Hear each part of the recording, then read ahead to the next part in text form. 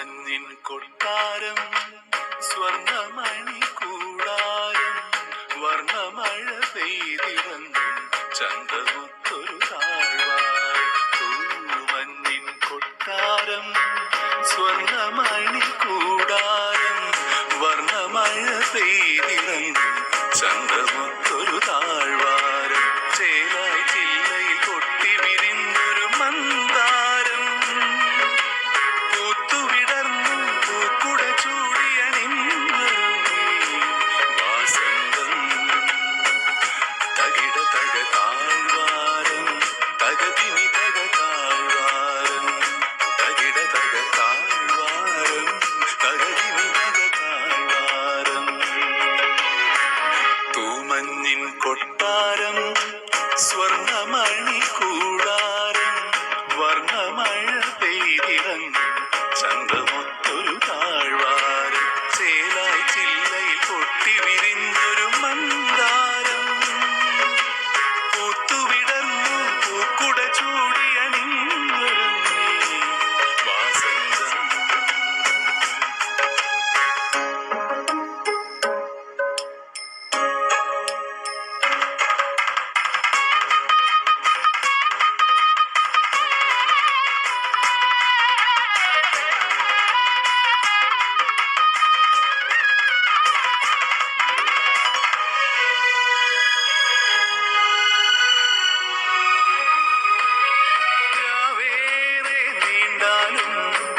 മങ്ങാത്തൊരു മുകിലാണ് വട്ടം വലുതായി പൊട്ടിട്ട പാർവണേന്ദുവിൻ ശ്രീയാണ്.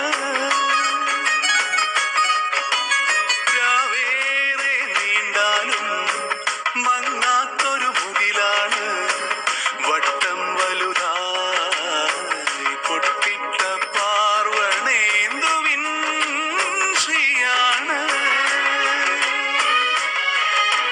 കിന്നരി വെച്ചും കുണുങ്ങി നിന്നും കിന്നരി വെച്ചും കുണുങ്ങി നിന്നും കണ്ണാന്തളി കൺമഷിയും വാലിട്ടെഴുതിയ കണ്ണാലെ കൊഞ്ചി നിന്നും മഞ്ചിമയും തകിട തക താഴ്വാരം തകതിനി തക താഴ്വാരം തകിട തക താഴ്വാരം തകതിനി തക താഴ്വാരം.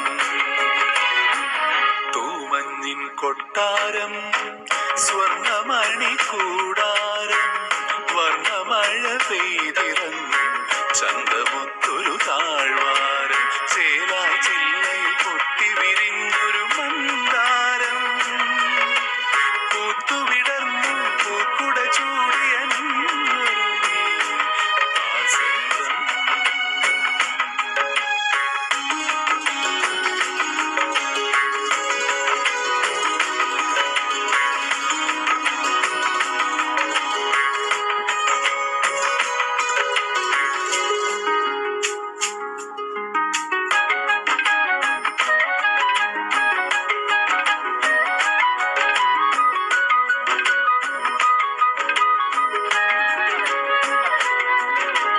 താഴമ്പൂ മുട്ടിട്ട സ്നേഹത്തിൻ മണമാണ് മായം കലരാ സുസ്മിത ശ്രീവസന്തത്തിൻ തേനാണ്. താഴമ്പൂ മുട്ടിട്ട സ്നേഹത്തിൻ മണമാണ് മായം കലരാ സുസ്മിത ശ്രീവസന്തത്തിൻ തേനാണ്. കിന്നരി വെച്ചും കുണുങ്ങി നിന്നും കിന്നരി വെച്ചും കുണുങ്ങി നിന്നും നാടാകെ കുയിലുണരും നന്ദുണി വീട്ടിനാ നിന്നരികിൽ പെയ്തലിഞ്ഞു സ്വരമഴയായി തകിട തക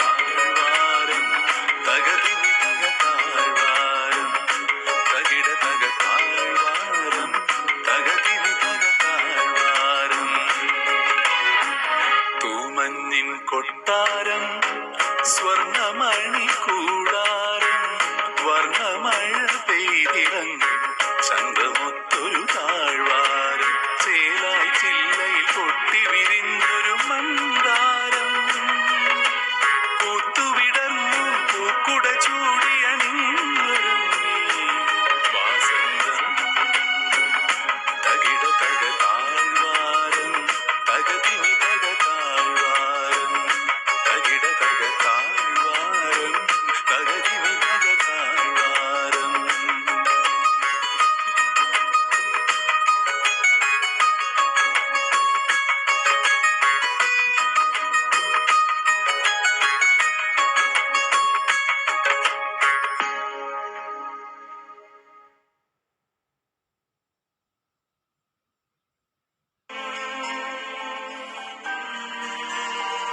ഊണ് റെഡി ആയിട്ടുണ്ട്. നിങ്ങൾ കൈ കഴുകിയിട്ട് വാ. വാ.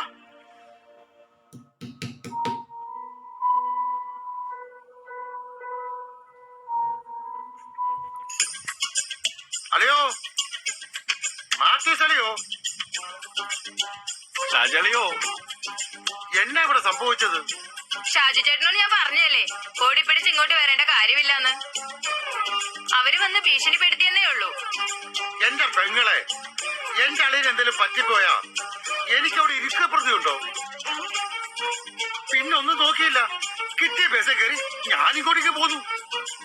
ഷാജളിയോ, എനിക്കെന്തെങ്കിലും സംഭവിക്കുന്നുള്ള വിഷമം കൊണ്ടാണോ ഇനി ഈ അളിയന്റെ എന്നുള്ള സഹായം കിട്ടില്ലെന്ന് വെച്ചിട്ടാണോ കിട്ടിയ ബസ്സും ചാടി കയറി പോകുന്നത്? ഒരു സഹായം ചെയ്യാൻ വേണ്ടി വന്ന അളിയൻ എന്നോട് ഇങ്ങനെ തന്നെ പറയണം.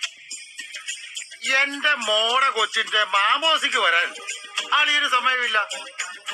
പുളിഞ്ചേരി തറവാട്ടിലെ 28ന്റെ സദ്യ മുതല് മരണാനന്തര ചടങ്ങ് വരെ പങ്കെടുക്കാൻ അളിയന് സമയമുണ്ട്, ആരോഗ്യമുണ്ട്. എന്റെ പൊന്നളിയ, ഈ മാത്യു സേട്ടൻ നിങ്ങളുടെ പെങ്ങളെ കല്യാണം കഴിക്കുന്നതിന് എത്രയോ മുമ്പ് ഈ പുളിഞ്ചേരി തറവാട്ടിൽ നിന്ന് ഉപ്പും ചോറും കഴിച്ചതിന്റെ രുചി ഇപ്പോഴും മാത്യു സേട്ടന്റെ നാവിൽ തന്നെ ഉണ്ടാവും. ഇതൊന്നും വിളിച്ചു പറയാൻ വേണ്ടി പറയുന്നതല്ല. പലരും പല രീതിയിലും തകർക്കാൻ നോക്കി പുളിഞ്ചേരി തറവാടും മാത്യു സേട്ടനായുള്ള ബന്ധം. പിന്നെ എന്നെ ആരും ക്ഷണിച്ചിട്ടോ എന്നെ ആരും വിളിച്ചു പറഞ്ഞിട്ടോ അല്ല ഞാൻ ഇങ്ങോട്ട് വന്നത്. ഒരു വർഷത്തിൽ 365 ദിവസങ്ങളിലും മിക്കവാറും ദിവസങ്ങളിലും കണ്ടും സംസാരിച്ചും തന്നെയാണ് ഞങ്ങൾ മുന്നോട്ട് പോകുന്നത്. അജയ, അതൊന്നും ഈ അളിയനോട് പറഞ്ഞാൽ മനസ്സിലാവില്ല. അളിയന് തൂമ്പയുടെ സ്വഭാവ ഇങ്ങോട്ടിങ്ങോട്ടെന്ന് മാത്രമേ ഉള്ളൂ. അച്ഛനൊന്ന് നിർത്തിക്കേ. ഷാജി ചേട്ടൻ ഇങ്ങോട്ട് വന്നത് ഇഷ്ടമായില്ലെങ്കിൽ അതങ്ങ് പറഞ്ഞാ മതി. അതല്ലാതെ ഇങ്ങ് പിച്ച വർത്താനം പറയേണ്ടതില്ല. ഞാൻ കഷ്ടപ്പെട്ട് ജീവിച്ച ആളാ. ആവശ്യങ്ങൾ അത്യാവശ്യമാണ്, ഒന്നും നോക്കാറില്ല. പക്ഷെ അർഹതയില്ലാതെ ആഗ്രഹിക്കുന്നവരെ ഞാൻ തിരിച്ചറിയാൻ ശ്രമിക്കും. നിന്റെ പൊന്നാരാങ്ങള ഓരോ വട്ടം കാണാൻ വരുമ്പോഴേ കൈ നിറയെ കൊണ്ടുപോയിട്ടുള്ളോ. ഞാനിത് പറയുമ്പോഴേ ആങ്ങളയ്ക്കും പെങ്ങൾക്ക് മനസ്സ് വേദനിക്കും. ഇത്രയും കാലം ഒരുപാട് സുഖവും ദുഃഖവും വേദന അനുഭവിച്ച ആളാ. പുളിഞ്ചേരി തറവാടുമായി ബന്ധപ്പെട്ട് ഞാൻ ഇടപെടുമ്പോ അതിലെനിക്ക് ദുഃഖം ഉണ്ടാവാം, എന്നാൽ അതിലെ ഇരട്ടി എനിക്ക് സന്തോഷം ഉണ്ടായിട്ടുണ്ട്. മാത്യു സാറിന്റെ വീട്ടിലുള്ള അതേ അവസ്ഥ തന്നെയാ എന്റെ ഭാര്യ വീട്ടുകാർക്ക് എന്നോടും. എല്ലാവർക്കും നമ്മൾ വെറും പണം ഉണ്ടാക്കുന്ന യന്ത്രം. നമ്മുടെ മനസ്സെന്താണെന്നോ സന്തോഷം എന്താണെന്നോ ഒരു ഭാര്യയും ചിന്തിക്കില്ല. അവർക്ക് അവരുടെ കാര്യങ്ങൾ ഭംഗിയായി നടക്കണം. നിങ്ങളെക്കാളും വലിയ പ്രകൃതി സ്നേഹിയായിരുന്നു ഈ പറഞ്ഞ സഖാവ് അനന്തൻ. അവിടുത്തെ കർഷക നേതാവെന്ന് പറഞ്ഞാലേ അവിടുത്തെ ജനങ്ങൾ തോന്നും. അങ്ങനെ ഇപ്പോഴത്തെ അവസ്ഥ എന്താണെന്ന് അറിയോ? കട്ടിലിൽ നിന്നൊന്ന് എഴുന്നേറ്റിരുന്നിട്ട് മാസങ്ങളായി. അന്നം മാറി കൊടുക്കുന്നത് അയാളുടെ ഭാര്യയും മക്കളുമാ. ആ ഒരവസ്ഥ എന്റെ അളിയനും പെങ്ങൾക്കും വരാതിരിക്കാൻ വേണ്ടിയാ ഞാനിങ്ങനെ കാര്യങ്ങളൊക്കെ വെട്ടി തുറന്നു പറയുന്നത്. അളിയൻ പറഞ്ഞത് ശരി തന്നെയാ. എനിക്ക് ആവശ്യം വരുമ്പോഴൊക്കെ അളിയൻ എന്നെ സഹായിക്കുന്നുണ്ട്. അതെനിക്ക് അളിയനോടുള്ള സാന്ദ്ര കൂടെ തന്നെയാ. ഞാൻ കൈ നീട്ടി വാങ്ങിക്കുകയും ചെയ്യും. അതൊക്കെ വിട്. എന്തൊക്കെയായാലും ഈ കാര്യങ്ങളൊക്കെ അറിഞ്ഞപ്പോ ഇത്രയും ദൂരെന്ന് ഇവിടെ വരെ ഓടിയെത്തിയതല്ലേ. എന്തായാലും നിങ്ങൾ കുടുംബകാര്യങ്ങളൊക്കെ ഒന്ന് ചർച്ച ചെയ്തിരിക്കും. എന്നാ ഞാൻ ഇറങ്ങിക്കോട്ടെ.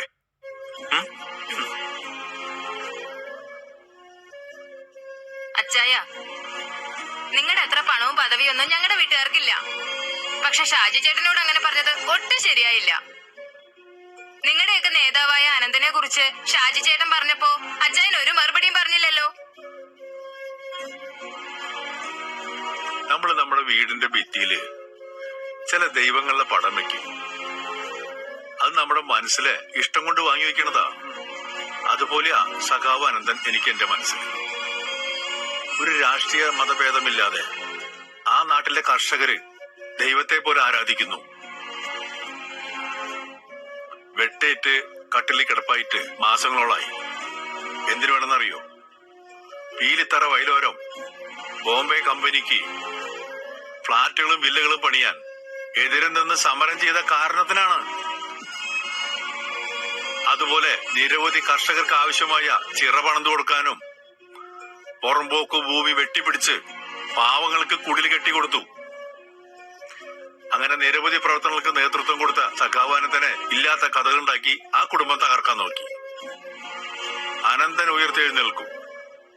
ഇപ്പൊ നമുക്ക് ദുഃഖമാണെങ്കിൽ ഈസ്റ്റർ ദിനത്തിൽ പോലെ അനന്തൻ വീണ്ടും ഉയർത്തെഴുന്നേൽക്കും. അതൊക്കെ അളിയൻ പറഞ്ഞത് ശരിയൊക്കെ തന്നെയാണ്. അഴിമതിയും അത്യാഗ്രഹവും ഇല്ലാത്ത ഒരു പൊതുപ്രവർത്തകനാണ് സഖാവ് അനന്തൻ.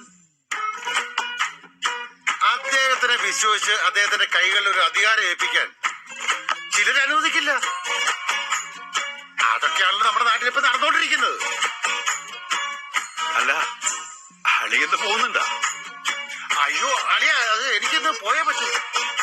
ഞാനിത് അറിഞ്ഞപ്പോഴേ പെട്ടെന്ന് ഇങ്ങോട്ട് ചാടിപ്പോന്ന.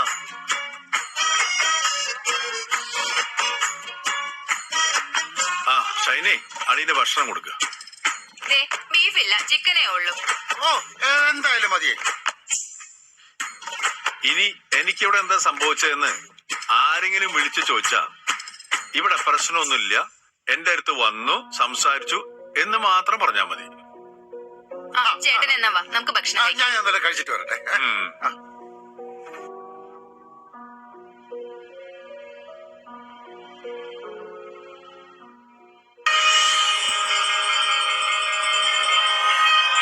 സാജംപോളിനെയും സത്യദേവനെയും കൊല ചെയ്ത ഫിസിക്കൽ ട്രെയിനർ അപ്പുമാഷ് അനന്തന്റെ വീട്ടിൽ അഭയം പ്രാപിക്കുന്നു.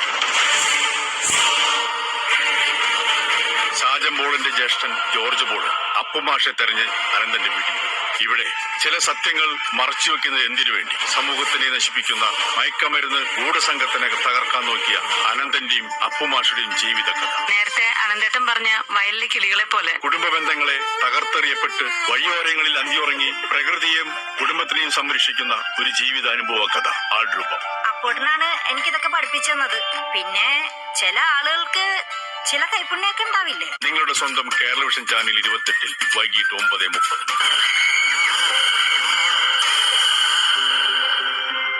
മലയാള സിനിമയിൽ മോഹൻലാലിന്റെ അമ്മ ആരാ? ഇവിടെ അനശ്വര രാജന്റെ സ്ഥിരം അമ്മയാ. ഈ അമ്മയ്ക്ക് ഒരു പ്രത്യേകത. ഇതൊരു സന്തൂർ അമ്മയാണ്.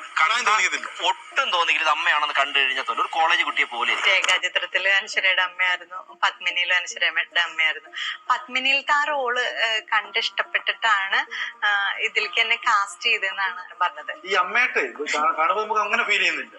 ഒരു ചെറുപ്പക്കാരി ഇതിലൊരു അമ്മ എങ്ങനെ ഒരു കണ്ടത്? ഇതാണ് അന്യം, അന്നയുടെ മമ്മി ജെസ്സി മമ്മി. അപ്പൊ തന്നെ ജോണി ചേട്ടൻ പറഞ്ഞു, ആ അത് നല്ല കോമ്പിനേഷൻ, ഞാൻ വിചാരിച്ചാലും അതൊക്കെ മേതെന്ന് പറഞ്ഞു. അത് കേട്ടപ്പോ തന്നെ നമുക്ക് ഭയങ്കര ഒരു സന്തോഷം. ഈ ദിലീപേട്ടന് പടം ആകുമ്പോഴത്തേക്ക് പുള്ളി ആളിനാളാണ്. എല്ലാം അറിഞ്ഞ് ഓരോ ആർട്ടിസ്റ്റുകളെയും പാമ്പർ ചെയ്യാനും എല്ലാം വിടുന്നത്. അപ്പൊ നിങ്ങളെയൊക്കെ പാമ്പർ ചെയ്യാനൊക്കെ ഒരുപാട് ശ്രദ്ധിക്കുന്നുണ്ടായിരുന്നു. സ്ക്രിപ്റ്റ് റൈറ്റർ വന്നിട്ട് ചോദിച്ചു, കണ്ണുകൊണ്ട് ഒരു ആക്ഷൻ കാണിക്കാൻ പറ്റുമെന്ന് ചോദിച്ചു. ഒരു പ്രത്യേക പിള്ളേര് ചെയ്യണ ഒരിതാ. അപ്പൊ ഞാൻ അത് ട്രൈ ചെയ്യാൻ നോക്കിയിട്ട് എനിക്ക് പറ്റണില്ല. പക്ഷെ ദിലീപേട്ട ഇരുന്ന് തന്നെ അത് പഠിപ്പിച്ചെടുത്തു. അതുകൊണ്ട്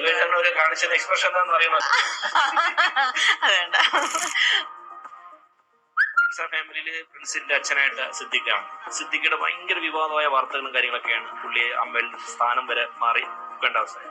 അത്തരം കാര്യങ്ങളൊക്കെ എന്തായാലും ചർച്ചകൾ ലൊക്കേഷൻ ഉണ്ടാവുമല്ലോ. ഇപ്പൊ സിനിമയിലുള്ള ഈ വിവാദങ്ങൾ അല്ലെങ്കിൽ ഈ പറയണതൊക്കെ എല്ലാ മേഖലയിലും നടക്കുന്നത്. നമ്മള് നിക്കണ്ടോടത്ത് നമ്മള് നിക്കാം, നോ പറയേണ്ടോടത്ത് ബിഗ് നോ പറയാം.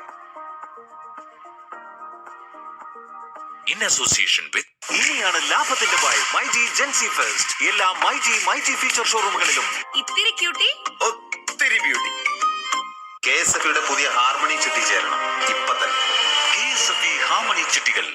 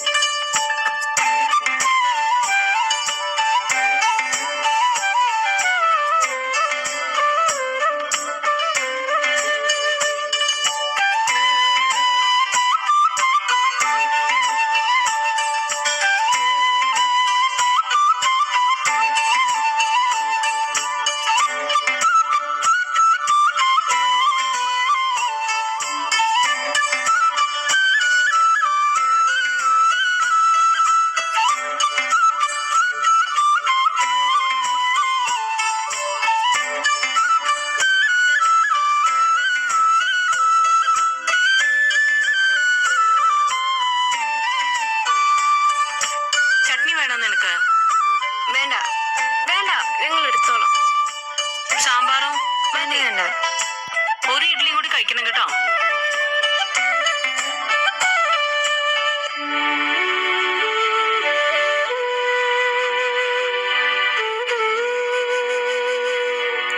ഒരു ഇഡ്ഡലി കൂടി തരട്ടെ അനന്തേട്ടാ? വേണ്ടടോ, ഇപ്പൊ തന്നെ വയറ് നല്ലോണം നിറഞ്ഞു. പാടത്ത് പണിക്ക് പോകുമ്പോ എത്ര ഇഡ്ഡലി കഴിച്ചിരുന്നതാ. ഇപ്പൊ ഇങ്ങനെ വെറുതെ കിടക്കല്ലേ. പിന്നെ ഏറ്റവും ഇഡ്ഡലി കഴിക്കാൻ അച്ഛന് 2 ഇഡ്ഡലി കഴിക്കുമ്പോഴേക്കും വയറ് നിറഞ്ഞു വന്നോ?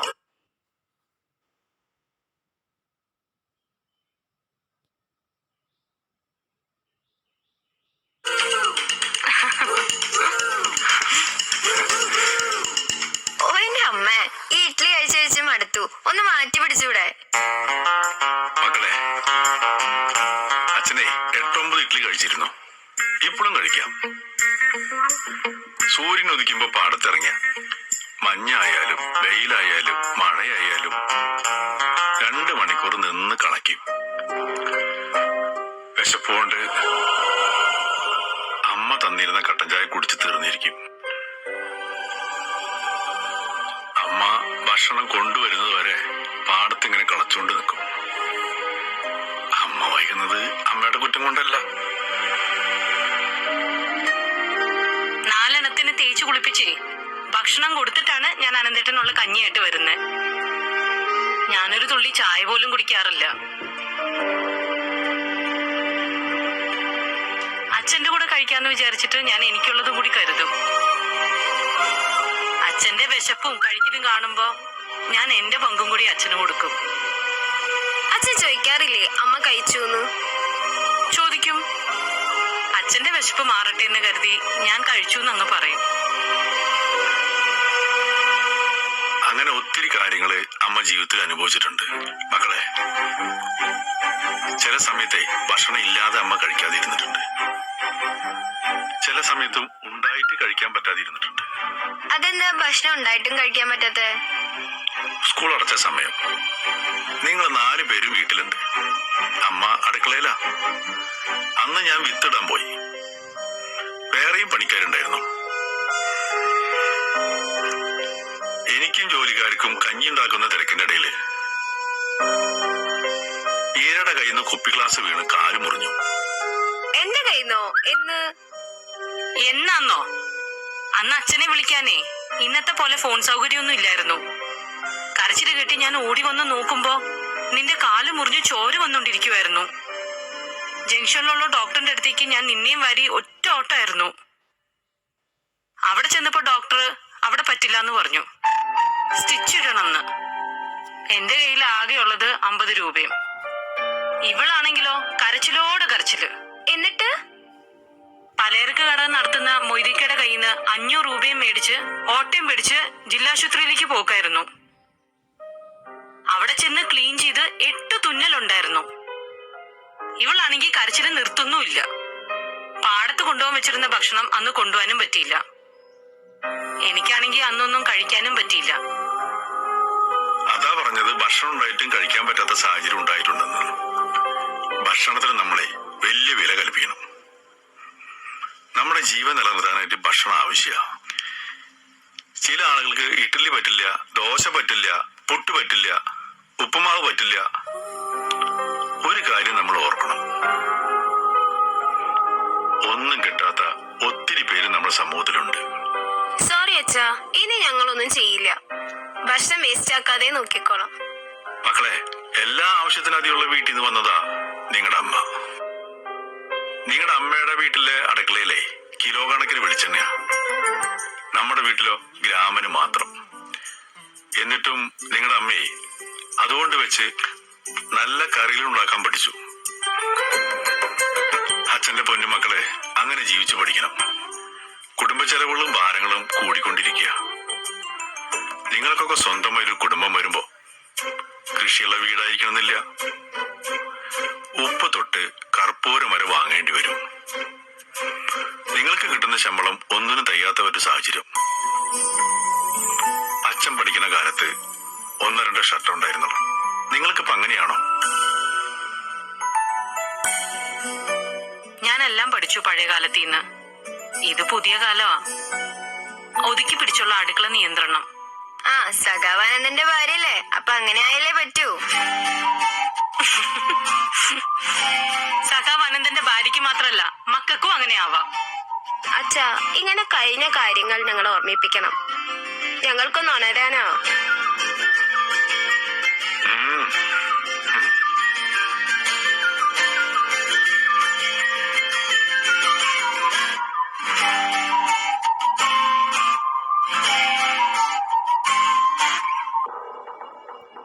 എന്താ ഉണ്ടായ ചായ? എന്താ?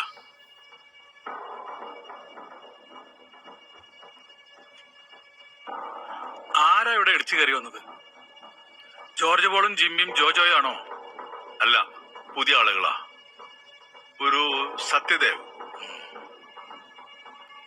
അപ്പോ അനന്തന്റെ അടുത്ത് ചെന്ന ടീമാ. അവൻ പുതിയ ആളൊന്നല്ല. 5000 രൂപയ്ക്ക് കഞ്ചാവ് വാങ്ങിച്ചിട്ട് 100 രൂപയുടെ പൊതികളാക്കി ചില്ലറ കച്ചവടം നടത്തുന്ന മയക്കുമരുന്ന് ലോകത്ത് കാലെടുത്ത് കുത്തിയ ഉത്തം പണക്കാരനാ. എന്ത് ചെയ്യാനും നിലവാരമില്ലാത്ത ഒരു തേർഡ് റേറ്റ് ഗുണ്ട. ആ, എന്താ അവര് ചോദിച്ചത്? അപ്പമാഷ് ജീവിച്ചിരിക്കട്ടോ എന്ന് ചോദിച്ചു. എന്നെ കഴുത്തെ പിടിച്ച് ശ്വാസം മുട്ടിച്ചു കളഞ്ഞു. ഷൈനി ഓടി വന്ന് പിടിച്ചു മാറ്റാൻ ശ്രമിച്ചു. ചുരുക്കി പറഞ്ഞ പെങ്ങൾ ഇവിടെ ഇല്ലായിരുന്നെങ്കിലേ ആളിയെ അവരെ തീർത്തു എന്നുള്ളത് ചുരുക്കം. കർത്താവിന്റെ കൃപ കൊണ്ട് അപകടം കൂടാതെ രക്ഷപ്പെട്ടു. ഗിരീഷ് സാറിന് അറിയാലോ, പുളിഞ്ചേരി തറവാട്ടിൽ നിരന്തരം നടക്കാറുള്ള സംഭവങ്ങളാ ഇപ്പൊ നമ്മുടെ വീട്ടിൽ സംഭവിക്കുന്നത്. നാളൊരു പക്ഷെ കൂറുമാറി ഗിരീഷ് സാറിന്റെ വീട്ടിലേക്കും എത്തിയേക്കാം. എന്തിനാ സാറേ ആവശ്യമില്ലാത്ത പ്രശ്നത്തിലൊക്കെ പോയി ഇടപെടുന്നത്? ഈ വയസ്സാം കാലത്ത് സ്വസ്ഥമായിട്ട് ഇരിക്കുന്ന സമയത്ത് നേറി പുകയാ മനസ്സ്. ഓരോരുത്തര് കോളിംഗ് ബെല്ല് അടിക്കുമ്പോ മനസ്സ് മുഴുവൻ ആദ്യാ. തല്ലാനാണോ കൊല്ലാനാണോ വരണേന്ന് അറിയാൻ പറ്റത്തില്ലല്ലോ. സാറിന് ഓർമ്മയുണ്ടോ, അന്ന് എതിർപക്ഷത്ത് നിൽക്കുമ്പോഴേ സഖാവ് അനന്തനെ കുറിച്ച് സാർ എന്നോട് ചോദിക്കുമായിരുന്നു. അന്നൊരു മിത്രമല്ലാത്ത അനന്തനെ കുറിച്ച് ഞാൻ വിശദീകരിച്ചു. അനന്തൻ ഇവിടെ വരികയും ചെയ്തു. സാറിനെ പോലുള്ളവരെ മാറ്റിയെടുത്തില്ലേ? എന്നാലേ സഖാവ് അനന്തന്റെ അവസ്ഥ ഇപ്പൊ സാറിന് അറിയാവോ? തലയ്ക്ക് മാരകമായിട്ടേ വെട്ടേറ്റ് മാസങ്ങളായിട്ട് കട്ടിൽ ഒരേ കിടപ്പാണ്. ഷാജ, അനന്തനും ശ്രീദേവിയും വയലോരത്ത് കാറ്റുകൊള്ളാൻ പോയപ്പോ അനന്തൻ സഞ്ചരിച്ചിരുന്ന വീൽ ചെയർ അരുൺകുമാർ ചവിട്ടി തെറിപ്പിച്ച് അനന്തനെ ചെളിക്കുഴിയിലേക്ക് തള്ളിയിട്ടു. അറിഞ്ഞോ അത്? ഇല്ല. എന്നാ അനിൽകുമാറിനെ റാണ എന്ന എന്റെ ഒരു സുഹൃത്ത് അനന്തന്റെ പിള്ളേര് ശരിക്കൊന്നും മെഴുകി. അനിൽകുമാർ കഴുത്തിൽ ബെൽറ്റിട്ട് കിടക്ക, ശ്വാസമൊന്നും വിടാൻ പറ്റാതെ. ആനന്ദനെ തല്ലിയവരാരും നേരെ ചൊവ്വ നടന്നിട്ടില്ല.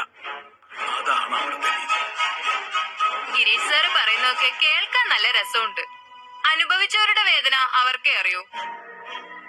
ഞാൻ ഉച്ചത്തിൽ നിലവിളിച്ചില്ലായിരുന്നെങ്കിൽ, ആളുകൾ ഓടി വന്നില്ലായിരുന്നെങ്കിൽ, ഒരു പക്ഷേ എന്റെ ഇച്ചായനെ അവര് കൊല്ലുമായിരുന്നു. മയക്കുമരുന്ന് കഴിച്ച് നടക്കുന്നവരാ. എന്ത് ചെയ്യാനും ഒരു മടിയും ഉണ്ടാവത്തില്ല. സാറ് സൂക്ഷിക്കണം. മറുകണ്ട ചാടിയവനാണ് സാറ്. അവരുടെ കണ്ണില് സാറ് നോട്ടപ്പുള്ളിയാ. പരമാവധി ഒറ്റയ്ക്കുള്ള യാത്രയൊന്നും വേണ്ട. സൂക്ഷിച്ചാൽ ദുഃഖിക്കേണ്ടതാണല്ലോ നാട്ടിലെ മൊഴി. ഇവിടുത്തെ വിശേഷങ്ങൾ അറിഞ്ഞു വന്നായിരിക്കല്ലോ. അതെ. അപ്പോ ഞാൻ ഇറങ്ങാളിയാ.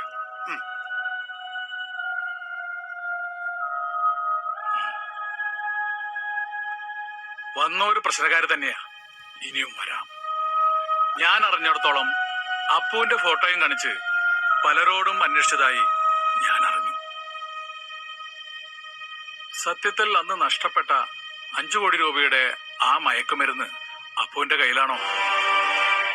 അപ്പു ഞങ്ങളിൽ നിന്ന് അകന്നു പോയിട്ട് ഞാൻ ഒരു പ്രാവശ്യം അപ്പുവിനെ കണ്ടിട്ടുണ്ട്. അപ്പു അന്ന് എന്നോട് പല കാര്യങ്ങളും സംസാരിച്ചു. പക്ഷെ ഇങ്ങനെ ഈ സംഭവത്തെ കുറിച്ച് പിന്നെ അപ്പുവിന്റെ കയ്യിൽ അത് കിട്ടിയിട്ടുണ്ടെങ്കിൽ അത് നശിപ്പിച്ചിരിക്കും. അച്ചായൻ ഞാൻ പറയുന്ന കാര്യം ശ്രദ്ധിക്കണം. നമ്മൾ പല ഭാഗത്ത് പോകുമ്പോഴും പലതും നമ്മൾ ശ്രദ്ധിക്കാറുണ്ട്. പല ആളുകളെയും നമ്മൾ കാണാറുണ്ട്. അങ്ങനെ ഒരു ദിവസം കല്യാണത്തിന് പോയപ്പോ അപ്പുവിന്റെ രൂപത്തിലുള്ള ഒരാളെ കണ്ടു. അന്ന് നമ്മൾ മിത്രങ്ങളല്ല, ശത്രുക്കളാണ്. അനന്തൻ പുളിഞ്ചേരി തറവാട്ടിലേക്ക് വരുന്നതിന് മുമ്പ് ആ കല്യാണ വീട്ടിൽ പരിചയപ്പെട്ടിട്ടുള്ള ഒരു ടാക്സി ഡ്രൈവറാ പറഞ്ഞത്. പലതവണ കോളേജ് ഗ്രൗണ്ടിനടുത്ത് അപ്പുമാഷെ പോലെ ഒരാളെ കണ്ടു. അവിടെയാണ് ശരണ്യ അശ്വതിയുടെ കയ്യിൽ കൊടുത്തിട്ടുള്ള സത്യദേവന്റെ കയ്യിൽ നിന്നും കിട്ടിയ മയക്കുമരുന്ന് കുഴിച്ചിട്ടത്. അപ്പു വിഷയായി കിട്ടുന്ന ഈ ചില്ലറ പൈസകളും ഭദ്രമായി സൂക്ഷിച്ചത് ഈ കോളേജ് ഗ്രൗണ്ടിലാണ്. അപ്പുമാഷി ചില്ലറകൾ മാന്തിയെടുക്കുന്നതിനിടയിൽ ഈ പൊതിയും കയ്യിൽ കിട്ടിയിട്ടുണ്ടാവും. അനന്തന്റെ മകൾ എന്തിനാ ഈ സാധനം അപ്പുവിന്റെ കയ്യിലുണ്ടെന്ന് പറയാൻ പോയത്? എന്റെ കണക്കൂട്ടിൽ അനന്തനും അപ്പുവും പക്ക പ്ലാനില്ല. ജോർജ് പോളിനെയും സത്യദേവനെയും കൊടുക്കാൻ പോലീസ് ഓഫീസറുടെ സഹായത്തോടെ ഇവരുടെ വീട്ടിൽ നിന്ന് തൊണ്ടി മുതൽ മുഴുവൻ പിടിച്ചെടുക്കാനുള്ള തയ്യാറെടുപ്പിലാണെന്നാണ് എന്റെ ഒരു നിഗമനം. ബുദ്ധി അപ്പുവിന്റെ ആണെങ്കിലും നീക്കങ്ങൾ അനന്തന്റെയാ. അതിനിടയിലാണല്ലോ അനന്തൻ വെട്ടേറ്റ് വീണത്.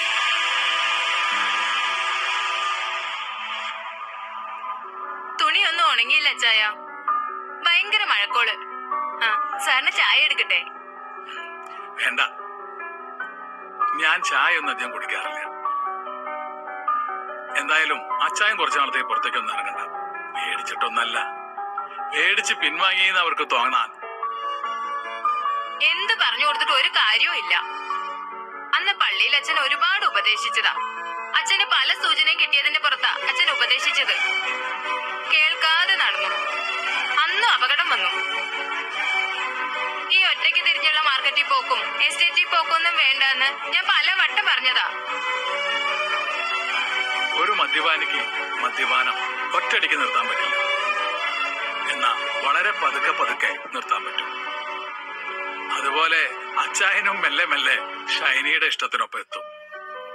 സ്നേഹമുള്ള വാക്കുകളും രുചിയുള്ള ഭക്ഷണവും സ്വന്തം എന്നുള്ള ഇടപെടലുമാണ് വേണ്ടത്. ആരാ അത് സ്വീകരിക്കാത്തത്? ആ, എന്നാ പിന്നെ ഞാൻ ഇറങ്ങട്ടെ.